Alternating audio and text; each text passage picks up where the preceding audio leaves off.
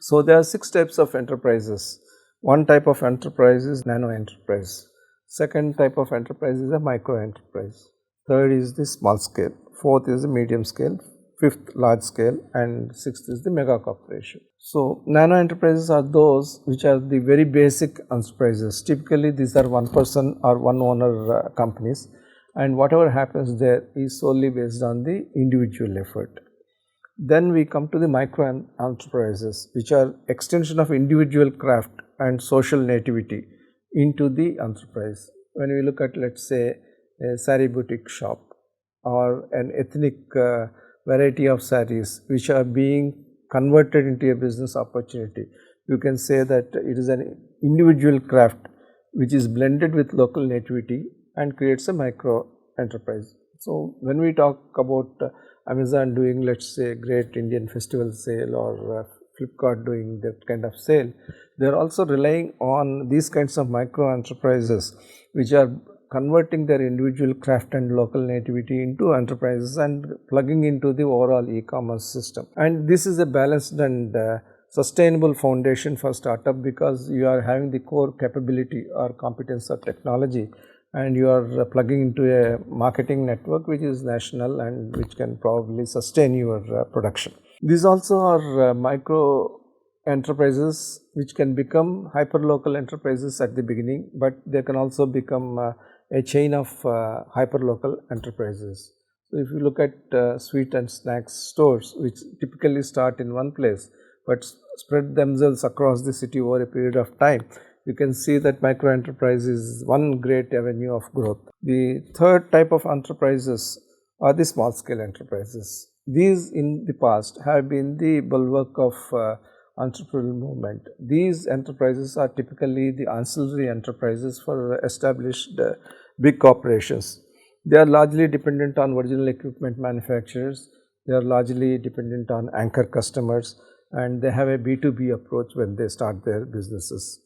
And there are medium scale companies which are set up with the objective of being a medium scale enterprises, because the nature of business as well as the nature of product demand certain scale of investment, demand certain scale of production, and they would have graduated also from a small scale, but they require a completely different way of funding and different way of growing. Then we have large enterprises, which are the mainstream companies. When a startup goes through its journey from nano enterprise to micro to small scale to medium scale, it is going to evolve into a large enterprise. And then we have got mega enterprises, which are the ones which are backed by highest level of technology and are well financially endowed.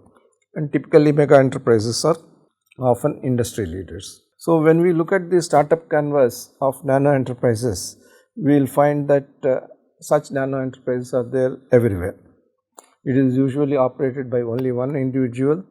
Previously there were individual self-employment activities, and people were content being that way for the rest of their lives. But today a nano entrepreneur just doesn't want to be that. He or she is able to see whatever is happening in the outside world and is questioning himself or herself, how do I grow from being what I am to what I could be.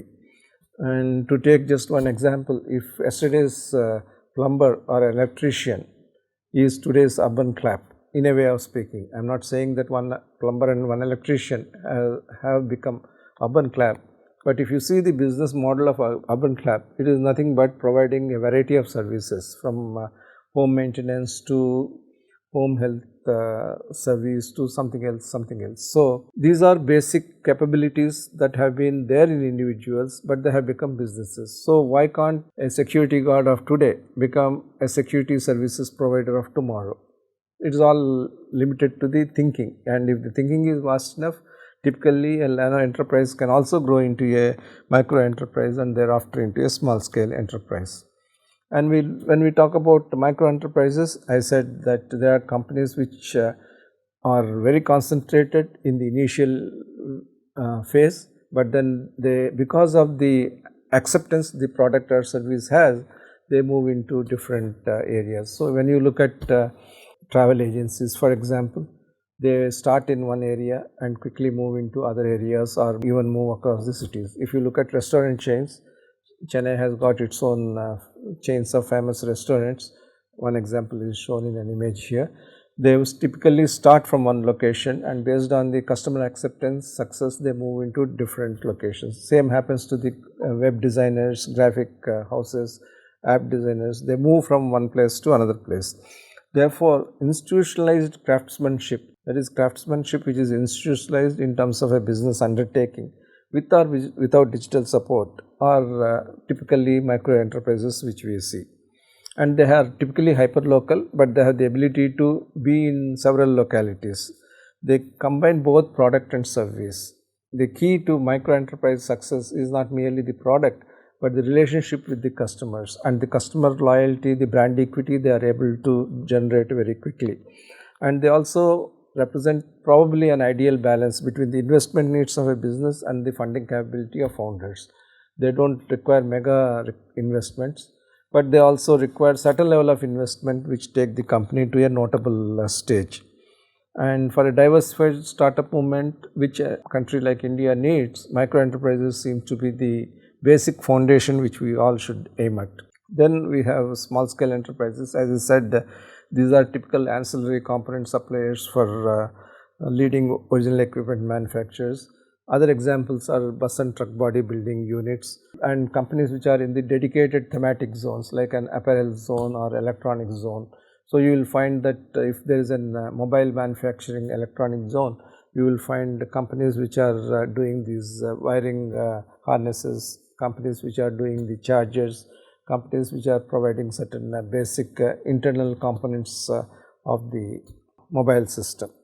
But the advantage of small scale units has also become the disadvantage over a period of time, because they are so dependent on the original equipment manufacturers. The businesses tend to move up and down with the business success or not so great success of the original equipment manufacturers.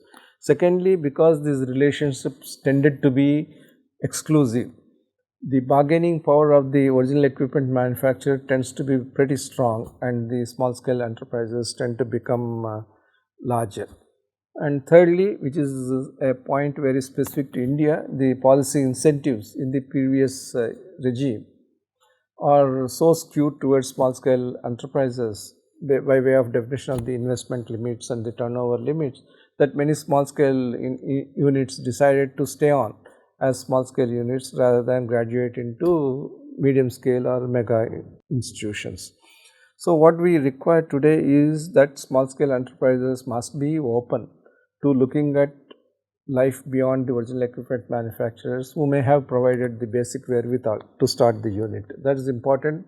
And in the long run, when they improve their volume base or when they enhance the volume base, they will be able to invest more in technology and thus help the original equipment manufacturers with whom they have started their startup journey. Secondly, the focus of startup movement is moving from assured market which somebody provides to a challenging domain of market seeking, that is, find where the market is, see where the emerging markets are, to one of market making, that is, create your own market through your novel method of doing the product or service. Small scale enterprises, as we understand now, of being dependent on big companies may itself change in the future. They will need to rejig their strategies to be more of market makers and market seekers than market assured companies. Then of course, the medium scale enterprises. Medium scale enterprises are typically organized enterprises. You can find a typical organization structure in a medium scale enterprise comprising a CEO, you will have a chief operating officer, chief commercial officer, and COO will have somebody dedicated to manufacturing and operations and somebody dedicated to quality and regulatory affairs, and commercial officer will have sales, distribution and other areas. And medium scale enterprises are marked by the following factors. One, there is a certainty in product and market opportunity. Secondly, they have established funding lines.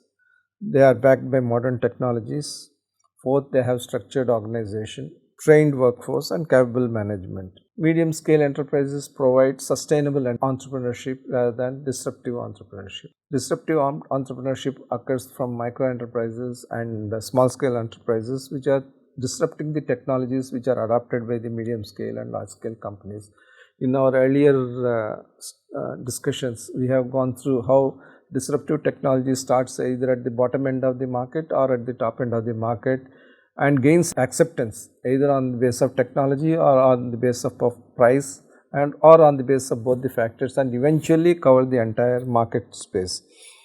But MSCs which are moving along in this phase, they provide sustainable entrepreneurship rather than disruptive entrepreneurship. That does not mean that they would not have technology, they would have the evolutionary nature of technology, which also we have discussed in the earlier points of view. So, the startup way to grow is a kind of 4-pyramid structure. One, scalability. Every startup has to scale itself, and the more you are able to scale, the better are your prospects from the point of view of investment. The second is revenue profit optimization. Scalability and having more footfalls, more clicks and more regions to cover or more products to cover by itself does not assure that revenue profit optimization occurs. And why are we saying revenue profit optimization? We need profit to be sustainable. We need revenue as a result of scale.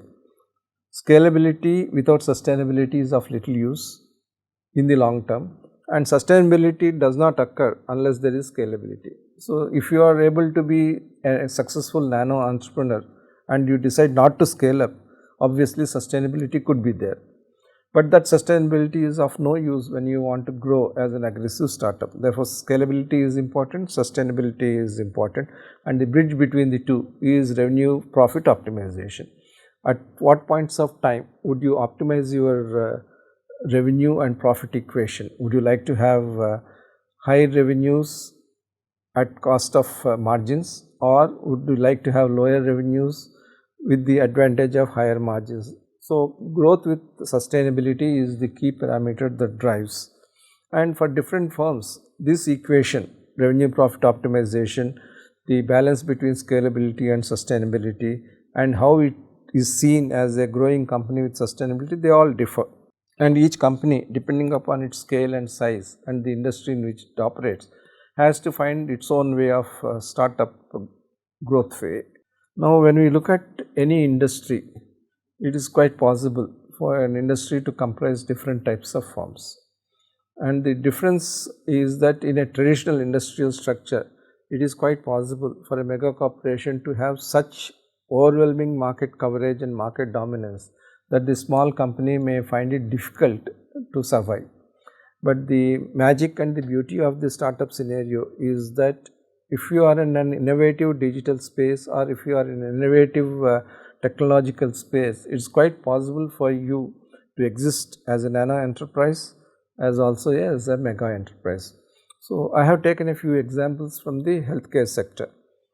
Healthcare sector defining the whole spread of patient care, home health care, then diagnostics, and also hospital support systems. So, when you look at that, we have got here 6 types of companies corresponding to what we have discussed earlier. And healthcare also has been, as I said from the earlier slides, a hot area for starting new companies. And with a large growing population and the kind of healthcare coverage we have, we can also understand that startups would have good potential in the healthcare space. So, in this we have got at the nano stage MedInfy. It is a company which is just focused on doctor discovery. It just helps you to find the right kind of doctor for you to make your appointments, and it could secure a base seed funding of $125,000. Then we also have a company called Doxpa, which is a kind of micro enterprise. It moves to the next generation of healthcare, where IoT, Internet of Things, is used to manage health technology, and it has been able to get higher seed funding because the technology requires that level of funding. Then we have got Attune, which is a small scale enterprise.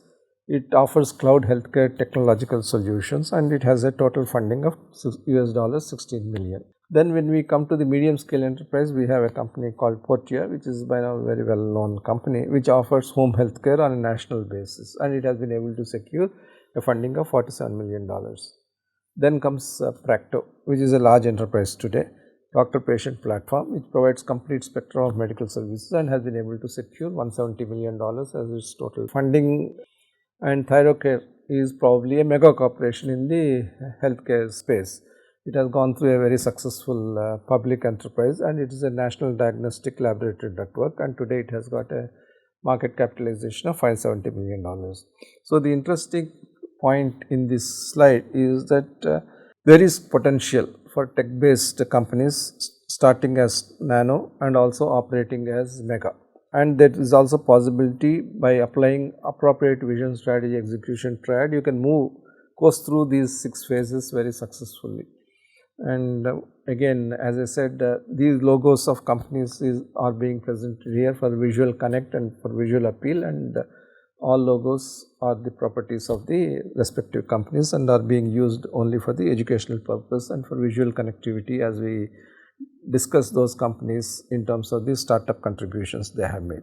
So, when we look at the top funded startups in 2018, fintech, edtech, e-commerce, consumer services, enterprise tech, travel tech, media and entertainment, health tech, deep tech, you will find that there are companies with which we are able to regularly connect. Policybazaar is a well-known company in the fintech space. Rent-A-Car is another company. PhonePe, that is also a very well-known company. In EdTech, Byju's is the leader. Topper is also there. Unacademy is another company which is moving high. In e-commerce, of course, the top 5 knowns are pretty well known.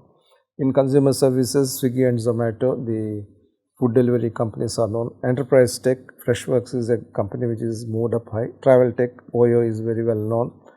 And media and entertainment, Gaana is one of the leading companies. Paytm is also there strongly in media and entertainment, although there could be a view that part of Paytm also functions in e-commerce space. In health tech, there are companies which are getting funded. These 5 companies, as you can see, are not companies which are not there in the previous healthcare slide. And typically, PharmEasy and NetMeds are companies which are getting into the medicine dispensing, that is disintermediation of the existing long distribution chain and make patients get their medicines very quickly and at attractive prices. And deep tech is the area which is coming up newly, comprising artificial intelligence, machine intelligence and things like that. So, clearly the funding of startups is a challenge because we do not see a product as we saw in the earlier days. From the times we had an earlier years movie magazine, today's direct to home television, it is not that the idea was very well defined before us. It is not that time has come for that idea to fructify, but the success lies in our thinking of the idea ahead of its time. So, to repeat, the idea to enterprise mission is not based on seeing a product in physical appearance and then saying that this needs to be funded to its logical conclusion. It is also not one of the product being available right on time when the market requires.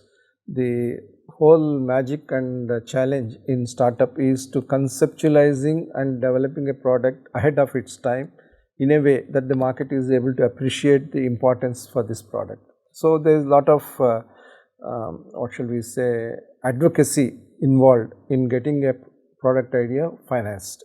It requires a lot of mentoring, how you would get into this mind space of the investors, and there is also a lot of management which is involved in how we will ensure the success of the startup.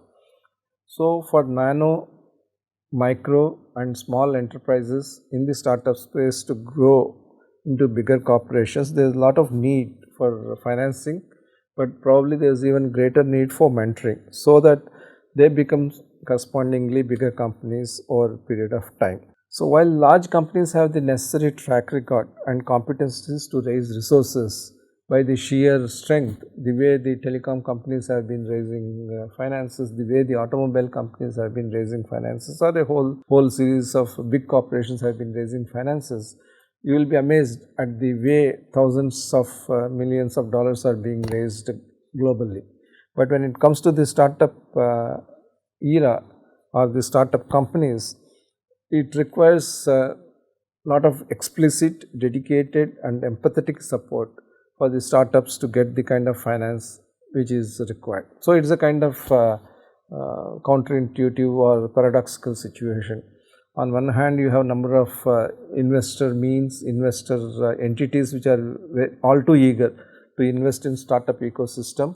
On the other hand, you have startups which would indeed struggle to find who is the right investor for its requirements.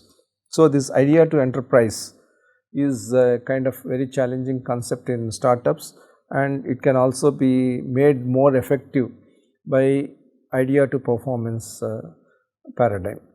So, this idea to finance can happen when the idea is made into performance by entrepreneurial passion.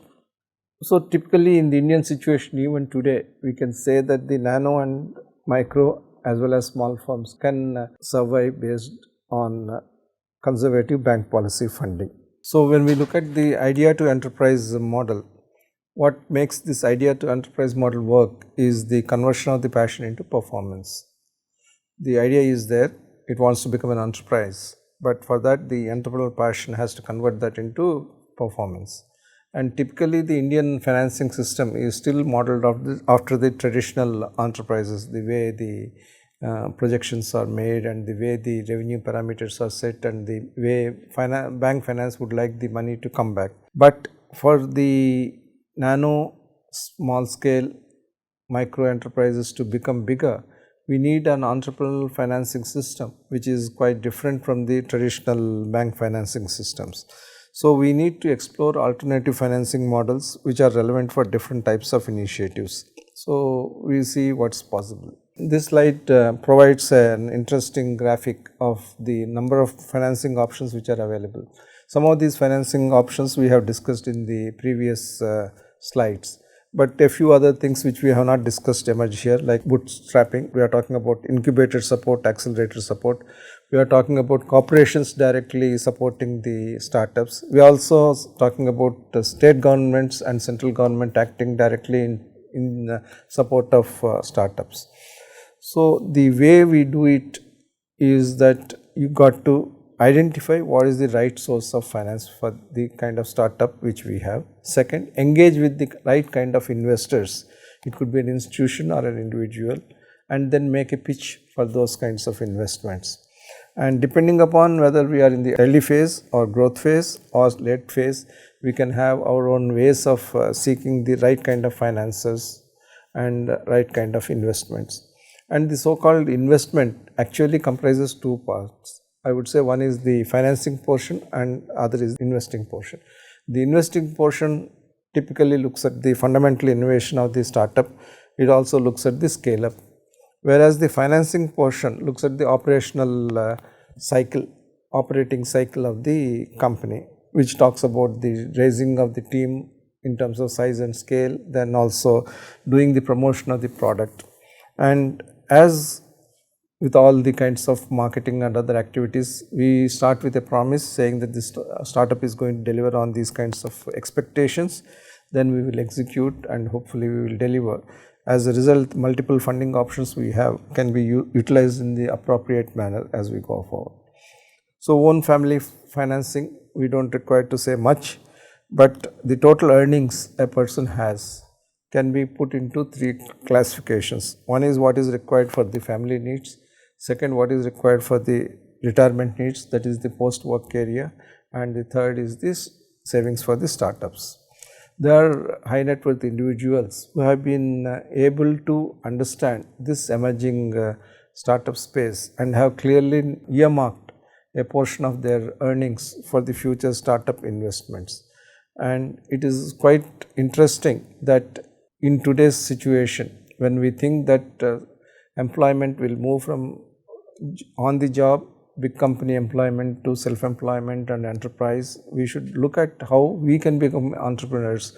So, many of the people who are listening to this course must also plan, if I were to be an entrepreneur, what would I need? I need an idea, a level of passion, but also I need finances. So, just as one saves for retirement, one would also be best placed to save for being a startup founder of oneself. And if one decides not to be a startup founder, obviously that would become the retirement savings. So, a time has come in the journey of entrepreneurship for every employed profession also to set apart some savings to a kitty, which was not there until today. And this is ideally useful for working executives who can really afford to spend certain money stored as future kitty for startups. And even retired personnel can decide that a part of my income, post-retirement income, will be channeled into the startup era. The second is community financing.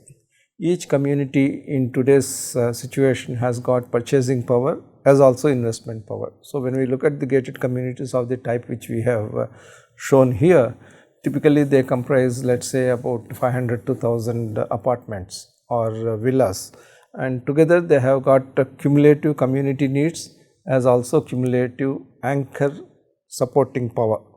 So, from a security service to a mechanized laundry, from a library service to daily grocery requirements, from a documentation service to a kind of internet service, there are a number of ways in which nano ventures can be supported by the gated communities. And once a gated community becomes a new suburb, naturally the startup which has been encouraged by the gated community can also grow into a bigger hyperlocal company. So, there is possibility of community financing helping the startups grow. And it is a kind of synergistic way of living. Community helps startups with hyperlocal demand. It also provides certain seed capital, assured market. Whereas startups serve community with alacrity, they will serve community with loyalty and first attention. So, this provides a kind of win-win situation for the communities as well as startups. The third one is individual startup funds as a concept. When you operate big funds, there are certain policies available, there are certain fees which are accruing to the venture capital firms, there are certain return expectations, but an individual does not have any of those benefits. It is already a taxed amount and he does not have any income arising out of this kind of investment which he is making as risk capital. Therefore, there is a lot of merit in allowing individuals to set up their own startup funds with certain limited levels. It need not be several crores as the alternative investment funds are. There could be funds between 50 lakhs rupees and 1 crore rupees, and an individual could get tax breaks once he sets up this kind of fund, and when the fund matures and when the returns are obtained, there need not be the kind of capital gains tax which are there on other types of funds. So, it is like an alternative investment fund, but very much modeled for an individual to be able to set apart certain money for startup development. This could be one way of helping individuals get into the startup financing scheme without undue risks.